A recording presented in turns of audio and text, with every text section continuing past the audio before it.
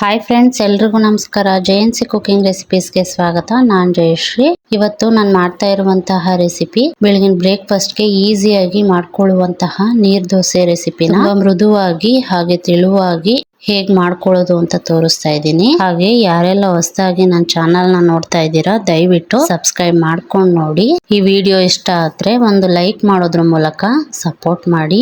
ಬನ್ನಿ ಹಾಗಿದ್ರೆ ಹೇಗ್ ಮಾಡೋದು ಅಂತ ನೋಡೋಣ. ಮೊದಲು ನಾನಿಲ್ಲಿ 2 ಕಪ್ ರೇಷನ್ ಅಕ್ಕಿನ ಚೆನ್ನಾಗಿ ವಾಶ್ ಮಾಡಿ ನೀರಲ್ಲಿ ರಾತ್ರಿನೇ ನೆನ್ಸಿಟ್ಕೊಂಡಿದ್ದೀನಿ. ನೋಡಿ, ಈ ಕಪ್ ಅಳತೆಯಲ್ಲಿ 2 ಕಪ್ ಅಕ್ಕಿ ತಗೊಂಡಿದ್ದೀನಿ. ನಿಮ್ಗೆ ಯಾವ ಅಳತೆಗೆ ಬೇಕೋ ಆ ಅಳತೆಗೆ ಅಕ್ಕಿ ತಗೊಳ್ಬೋದು. ನೋಡಿ, ಓವರ್ ನೈಟು ನೀರಲ್ಲಿ ನೆನೆಸಿಟ್ಕೊಂಡಿದ್ದೀನಿ.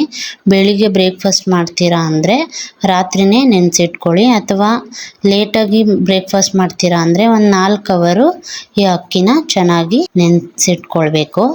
ಹಾಗೆ 1/4 ಕಪ್ನಷ್ಟು ಫ್ರೆಶ್ ತೆಂಗಿನಕಾಯಿ ತುರಿ ತಗೊಂಡಿದ್ದೀನಿ. ತೆಂಗಿನಕಾಯಿ ಬೇಡ ಅನ್ನೋರು ಹಾಗೆ ಅಕ್ಕಿನೇ ಬರೀದೆ ರುಬ್ಬಿ ಕೂಡ ಮಾಡ್ಕೊಳ್ಬೋದು.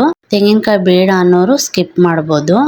ನೆಕ್ಸ್ಟ್ ಒಂದು ಮಿಕ್ಸಿ ಜಾರ್ಗೆ ನೆನೆಸಿಟ್ಕೊಂಡಿರೋ ಅಕ್ಕಿ ಹಾಕ್ಕೊಳ್ತಾ ಇದ್ದೀನಿ. ಸ್ವಲ್ಪನೇ ಹಾಕ್ಕೊಂಡು 2 ಸಲ ರುಬ್ಕೊಳ್ತಾ ಇದ್ದೀನಿ.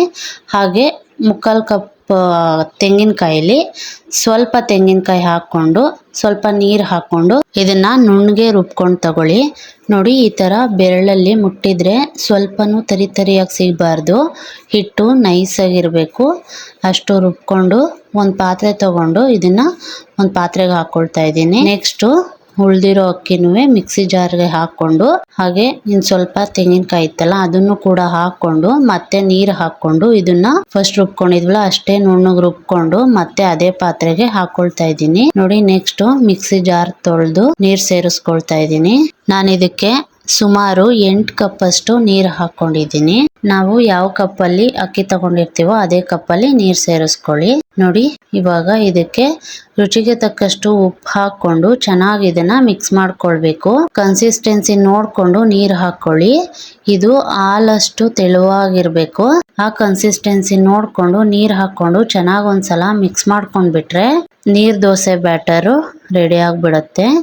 ನೆಕ್ಸ್ಟ್ ಈ ಕಡೆ ಸ್ಟವ್ ಮೇಲೆ ಒಂದು ತವ ಇಟ್ಕೊಂಡು ತವಾನ ಚೆನ್ನಾಗಿ ಬಿಸಿ ಮಾಡ್ಕೊಂಡಿದ್ಮೇಲೆ ಈ ಥರ ಒಂದು ಬಟ್ಲಲ್ಲಿ ರೆಡಿ ಮಾಡ್ಕೊಂಡಿರೋ ಬ್ಯಾಟರ್ನ ತಗೊಂಡು ಈ ಥರ ನಿಧಾನವಾಗಿ ತೆಳುವಾಗಿ ಚೆಲ್ಕೊಳ್ಳಿ.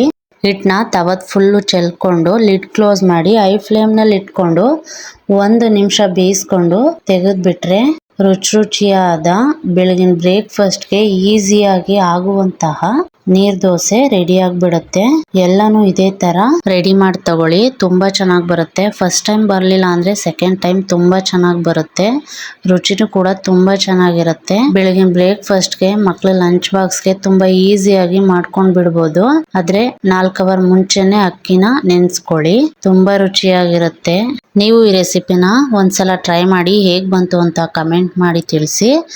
ಹಾಗೆ ನೋಡ್ತಾ ಇರ್ಬೋದು ಎಷ್ಟು ಸಾಫ್ಟ್ ಆಗಿ ತೆಳುವಾಗಿ ಬಂದಿದೆ ಅಂತ. ತಿನ್ನೋಕ್ಕೂ ಕೂಡ ತುಂಬಾ ರುಚಿಯಾಗಿರುತ್ತೆ. ಇದು ಕಾಂಬಿನೇಷನ್ ಆಗಿ ನೀರ್ ಚಟ್ನಿ ಮಾಡ್ಕೊಂಡಿದ್ದೆ. ನೀರ್ ಚಟ್ನಿ ಜೊತೆಗಂತೂ ತುಂಬಾ ಚೆನ್ನಾಗಿರುತ್ತೆ. ನೀವು ಒಂದ್ಸಲ ಟ್ರೈ ಮಾಡಿ. ನೋಡಿದ್ರಲ್ಲ ಫ್ರೆಂಡ್ಸ್, ನಾನು ಮಾಡಿರೋ ಈ ಈಸಿ ನೀರ್ ದೋಸೆ ರೆಸಿಪಿ ನಿಮ್ಗೂ ಇಷ್ಟ ಆಯ್ತು ಅನ್ಕೊಳ್ತೀನಿ. ಇಷ್ಟ ಆದ್ರೆ ಒಂದು ಲೈಕ್ ಮಾಡಿ. ಹಾಗೆ ಈ ವಿಡಿಯೋನ ನಿಮ್ಮ ಫ್ಯಾಮಿಲಿ ಅಂಡ್ ಫ್ರೆಂಡ್ಸ್ಗೆ ಶೇರ್ ಮಾಡಿ. ಇನ್ನಷ್ಟು ಈ ತರ ಈಸಿ ರೆಸಿಪೀಸ್ಗಾಗಿ ಜೆಎನ್ಸಿ ಕುಕಿಂಗ್ ರೆಸಿಪೀಸ್ ಚಾನಲ್ನ ನೋಡಿ ಸಪೋರ್ಟ್ ಮಾಡಿ. ಈ ವಿಡಿಯೋ ನೋಡಿದ್ದಕ್ಕೆ ಎಲ್ರಿಗೂ ಧನ್ಯವಾದಗಳು. Thank you so much. Take care. Bye.